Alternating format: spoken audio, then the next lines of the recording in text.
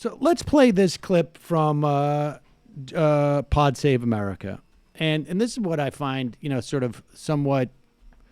I mean, look, I don't listen to Pod Save America on a regular basis. I know a lot of people do. That's all well and good. I think probably on balance, they're a net positive Wow, somebody's for. trying to keep their options open on Bumble.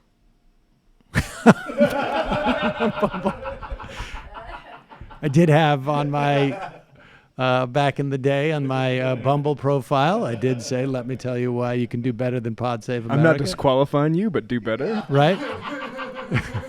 That's praxis.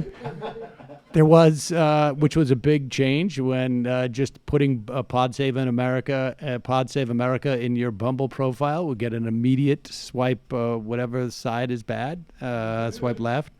But this type of stuff, I think, is sort of problematic because it's so reminiscent of another guy who, in my mind, served a similar purpose. Maybe different era, obviously, where everything was a little bit more to the right. But here's John Lovitz, echoing what I heard during the run-up to the Iraq War, which was right war, wrong reasons, or wrong reasons, but right war. One of the things that's very hard in this situation is that this is one of those rare times where Trump isn't getting everything totally wrong. This is a situation where just because Donald Trump has an ideological interest in proving something in Venezuela, and just because he has shown such deference to dictators around the world and has such authoritarian tendencies at home, doesn't mean that there aren't places where we align on trying to remove Maduro. It's just that we might have a slightly different approach. Yeah, I mean, all right, and so here's the thing. I mean, and I don't know what I don't know what the slightly different approach is that these guys have, but the reason why we should not support intervention in Venezuela is not because Donald Trump supports intervention. The reason why we shouldn't support intervention in Venezuela is because none of our interventions, and maybe somebody can come up with one off the top of my head. I can't think of one, but it's much easier to think of our interventions in the past that their net result has been more destabilization, more violence, an incredibly amount of durable destabilization and violence.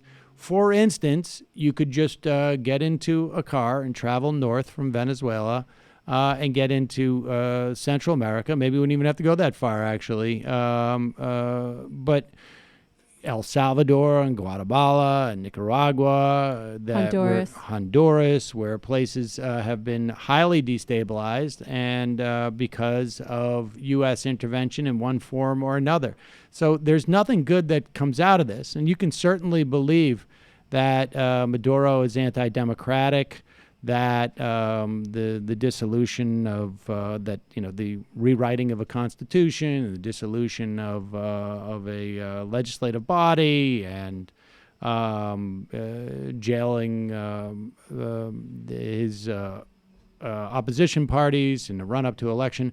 You can have a problem with all of this and still ultimately say the U.S. can't fix this problem. By intervening, it can only exacerbate these problems. And even if there's a short-term fix that the U.S. thinks it has, inevitably and invariably, these things go south.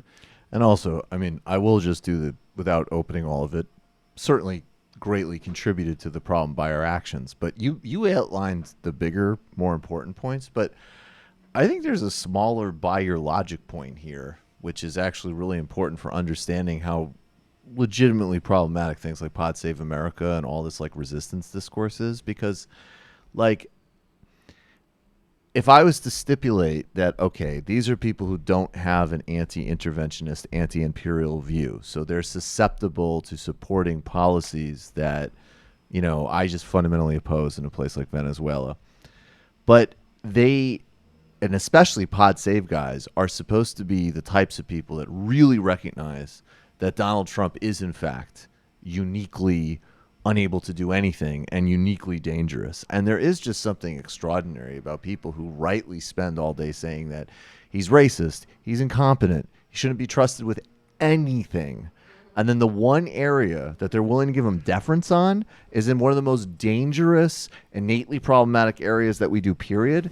That reveals a lot. The exact same dynamic took place when he started launching bombs into Syria. Right. I sat on the news on MSNBC with all of these ostensible,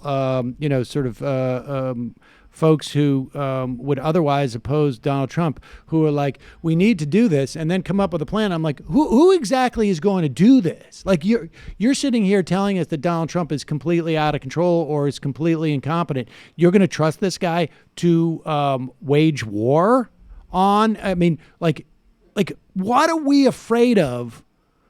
What is anybody afraid of with Donald Trump? Like, beyond what you would be afraid of your average Republican policy. It is that he's going to get people killed. Like, that he doesn't have the agenda of, not just that he doesn't have the agenda of the United States in mind as his primary motivating factor. And I would argue that I don't even know what that means, because I think different people, different presidents would have different notion of what are key American interests in any given sake, and what, when doing something in the for the benefit of the United States, I think has a different definition for different people, depending on what part of American society they're in. But the bottom line is, you're giving Donald Trump essentially the keys to the car on the night where there's more drunk drivers on the streets than any other night. You're Right. giving him, you're allowing this guy to operate in the most dangerous of contexts, and so even under by their logic, it makes no sense.